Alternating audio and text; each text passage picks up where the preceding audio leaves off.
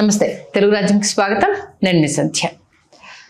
రఘురామకృష్ణంరాజు చేసిన పనికి కూటమి ఇబ్బందుల్లో పడబోతోందా? దళిత సోదరులు కూటమి వైపు అడుగులు వేయడానికి ఒకంత ఆలోచిస్తున్నారా? ఆకుమీడు ఘటనతో కొంత కూటమిలో అలజడేమన్నా మొదలయ్యిందా అని అంటే పరిణామాలు చూస్తే అవుననే సమాధానమే స్పష్టంగా వినిపిస్తోంది. దళిత సోదరులు ఒకంత కూటమి వైపు అడుగులు వేయడానికి, ఎందుకంటే రఘురామరాజు చేసిన దానికి సంబంధించి అటువైపు నుంచి ఎలాంటి రెస్పాన్స్ లేకపోయేసరికి సందిగ్ధంలో పడ్డట్టుగా తెలుస్తోంది. ఆ నాయకులు రూటు మార్చుకునే దిశగా వెళ్తున్నట్టుగా ప్రస్తుతం లోపల లోపాయి గారిగా చర్చ జరుగుతోంది. ఏం జరుగుతుంది తెలుసుకునే ప్రయత్నం చేద్దాం. చరిత్రకారులు, రాజకీయ విశ్లేషకులు చిల్లగట్ట శ్రీకాంత్ గారు మనతో ఉన్నారు. ఆయన మాటల్లో శ్రీకాంత్ గారు నమస్తే. నమస్కారం. ఒకంత శ్రీరామ మందిరానికి సంబంధించి అక్కడ జరిగిన అలజడి మనం చెప్పాల్సిన అవసరం లేదు. ఈ నేపథ్యంలో కూటమి ఖండించకపోవడం అయినా దానికి సంబంధించి ఎలాంటి వివరణ ఇవ్వకపోవడము అటు దళిత నాయకులను కావచ్చు, అటు దళిత ఓటర్ సోదరులను కావచ్చు ఒకంత ప్రభావితం చేస్తోంది, వాళ్ళని బాధ పెట్టింది అన్న ఒక వాదన అయితే జరుగుతోంది. దీని గురించి ఒక్కసారి. చాలా మంచి ప్రశ్న అండి. కాకపోతే ఏంటంటే చంద్రబాబు నాయుడు గారు కులమతాల్ని రెచ్చగొట్టి కులమతాల ప్రాతిపదికగా రాజకీయాలు చేసేటటువంటి నాయకుడు కాదు చంద్రబాబు నాయుడు గారు. దానిని అంటే అది ఒక దశలో అది రెచ్చగొట్టేటటువంటి స్థాయిలో ఆ చర్చలో లేకపోతే అటువంటి సంఘటనలు జరుగుతున్నాయంటే వెంటనే వాటిని అదుపు చేసేటటువంటి ప్రయత్నాలు వెంటనే ముమ్మరం చేస్తారు. ఎందుకంటే దాని తాలూకు ప్రతికూల భావనాలు ఆయన ఎదుర్కొన్నారు గతంలో, కాబట్టి దానిని వెంటనే ఆయన ఆ చర్యలను అడ్డుకుంటారు. ఇప్పుడు ఏంటంటే పరిస్థితి చేయి దాటిపోయింది. మొన్న మనకు 11 స్థానాలకు పరిమితమైన వైకాపా ప్రీవియస్ అంటే 2019లో జగన్మోహన్ రెడ్డి గారి అధికారంలోకి వచ్చిన తర్వాత 5 సంవత్సరాలు ఆయన జపించినటువంటి పేర్లు ఏవైతే ఉన్నాయో నా ఎస్సీ, నా ఎస్టీ, నా బీసీ, నా మైనార్టీ ఇవి మాట్లాడారు. వాటిలో నా ఎస్సీ, నా ఎస్టీ ప్రథమ వరుసలో ఉండేవి. అట్లాగే 5 ముఖ్యమంత్రులు, ఉప ముఖ్యమంత్రులు, ముఖ్యమంత్రితో పాటు 5 ఉప ముఖ్యమంత్రులు 2.5 సంవత్సరాల్లో 5 సామాజిక వర్గాలకు ఇవ్వాలనుకున్న వాళ్ళలో ఎస్సీ ఎస్టీ సోదరులు కూడా ఉన్నారు. సరే, ఇప్పుడు ఎస్సీ సోదరులకు సంబంధించి రాష్ట్ర వ్యాప్తంగా కత్తి పద్మారావు గారితో మొదలు పెడితే జడా శ్రవణ్ కుమార్ గారి వరకు ఇవాళ బోలెడంతమంది వాళ్ళు ఇవాళ తెర మీదకి వచ్చారు. కత్తి పద్మారావు గారి ప్రసక్తి కాసేపు పక్కన పెడితే కారంచేడు ఘటన ఏదైతే ఉందో ఆ ఘటనని రాష్ట్ర వ్యాప్తంగా దాన్ని ముమ్మరం చేసి ఒక అస్తిత్వ పునాదిని, ఒక తాత్విక పునాదిని దళిత సోదరులకి, దళిత ఉద్యమాలకి పునాది వేసినటువంటి వాడు కత్తి పద్మారావు గారు. కారంచేడు సంఘటన అది ఒక చారిత్రక సంఘటన దళిత సోదరులకు సంబంధించి. అక్కడి నుంచి వాళ్ళు ఏకతాటి మీదకు రావటం మొదలైంది. ఎప్పుడైతే వర్గీకరణ అనేటటువంటి అంశం వచ్చిందో, వర్గీకరణ అంశం వచ్చిన తర్వాత వాళ్ళల్లో వాళ్ళు విభేదించుకొని కలహించుకొని వాళ్ళు వేరుపడినటువంటి పరిస్థితి మనకు కనిపిస్తుంది. ఆ రోజు నుంచి ఈవేళ వరకు మాల మహానాడు వేరుగా, మాదిగ దండోరా వేరుగా తమ ప్రయాణాన్ని కొనసాగించి తెలుగు రాష్ట్రాల్లో ఇవాళ చేస్తున్నటువంటి కార్యక్రమాలు వరుస సంఘటనలు మనకు తెలుసు. ఇక్కడికి వచ్చేటప్పటికి ఇటీవల కాలంలో పివి సునీల్ కుమార్ గారి సంఘటన పరాకాష్ఠ.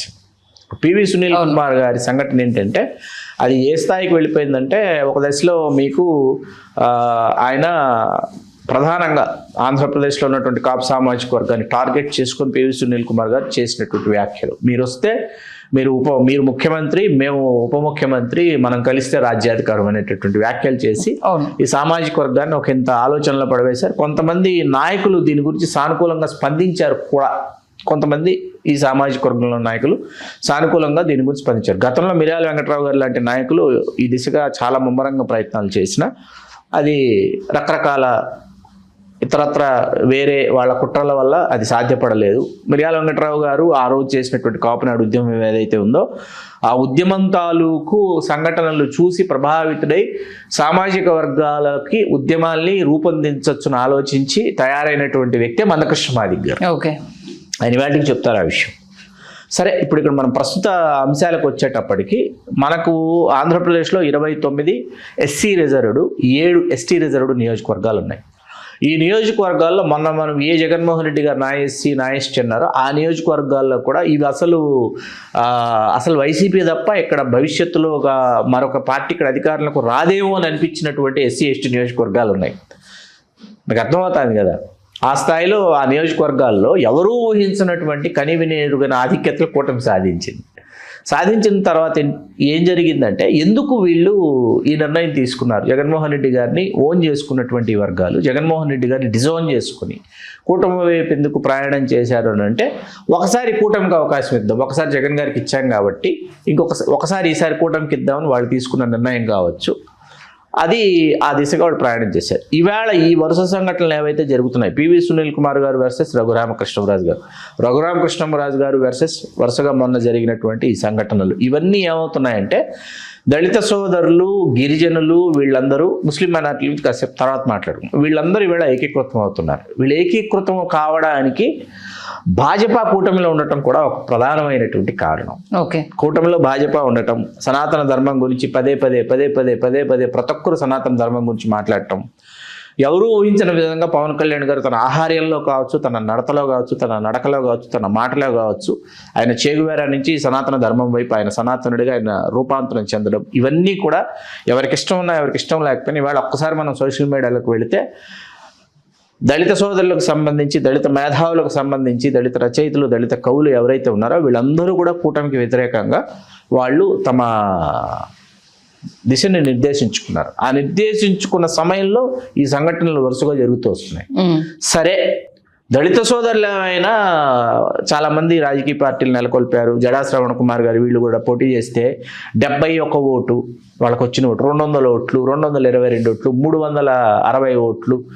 రామచంద్రరావు గారు పోటీ చేశారు, ఆయన బీసీవై పార్టీ నుంచి. ఆయన కూడా నేను లేస్తే మనిషిని కాదు, నేను అసలు మొత్తం రాష్ట్ర వ్యాప్తంగా ఉన్నటువంటి ఏ నాయకుడినైనా నేను వచ్చేసి మా అభ్యర్థిని నించోబెట్టి మీ జయాపజయాలు నిర్ణయించేస్తాను, మిమ్మల్ని ఓడించేస్తానని చెప్పేసి ఆయన కూడా మాట్లాడుతుంటారు. ఆయన నించుంటేనే 300 ఓట్లు, 370 ఓట్లు వచ్చినాయి ఆయనకు కూడా.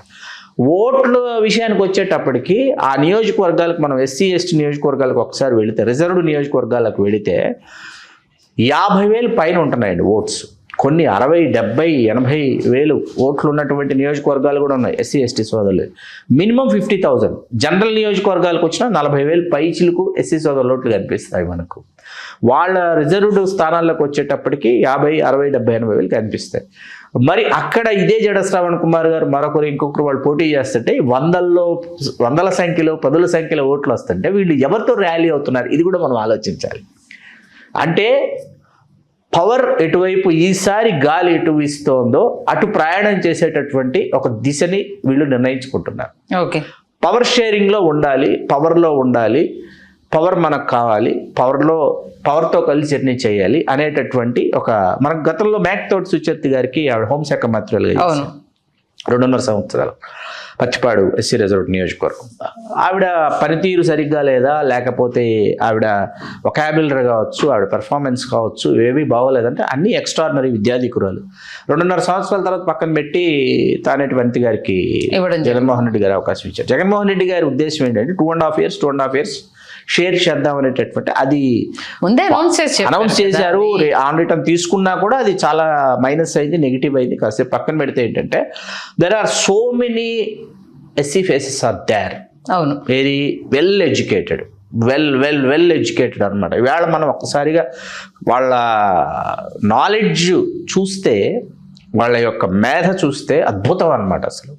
ఎందుకు అంటే వాళ్ళు ఆ వివక్ష గురయ్యారు కాబట్టి, వివక్షలో నుంచి, వేదనలో నుంచి, ఒత్తిడిలో నుంచి, అవమానాల్లో నుంచి, అవహేళనలో నుంచి, ఆ నిరసన ధ్వనుల్లో నుంచి వాళ్ళు ఒక విస్ఫోటనంలాగా ఎదిగొచ్చినటువంటి క్రమం అద్భుతంగా కనిపిస్తుంది.